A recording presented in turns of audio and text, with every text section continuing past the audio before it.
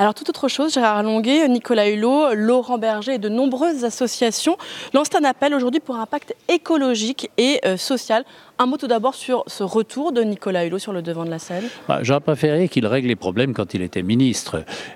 Sur la question de l'énergie, il nous laisse dans une situation qui est complètement contradictoire. On veut taxer les Français, on voit bien que les Français surréagissent négativement à cette hypothèse.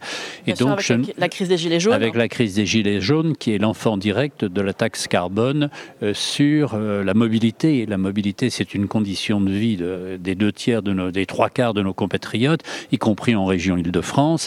Et si on les matraque, ils auront le sentiment vraiment qu'on les méprise et qu'on veut les empêcher à la fois de travailler, d'aller se cultiver, d'aller à l'hôpital ou tout simplement de faire des courses. Donc il aurait dû résoudre ces problèmes-là alors qu'il Il aurait dû se poser la question, la France est le pays après la Norvège le moins carboné d'Europe, ne pourrait-elle pas souffler un petit peu dans la taxation de ses habitants ?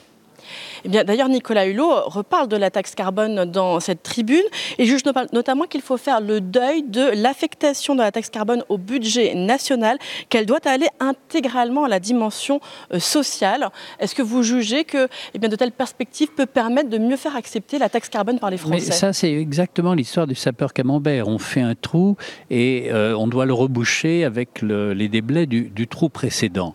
Il se trouve que comment redistribuer en justice l'argent qu'on prélève à nos compatriotes? C'est une question sans réponse. Parce que les gens qui prennent leur voiture ne la prennent pas par plaisir, mais par nécessité absolue.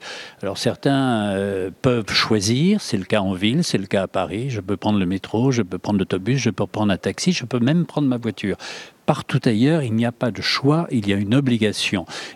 Et à qui va-t-on redistribuer ? À celui qui travaille, à celui qui ne travaille plus, à celui qui est chômeur, à celui qui gagne beaucoup, à celui qui gagne peu. C'est impossible. Et je pense que arrêtons les systèmes Shadok qui épuisent la société française.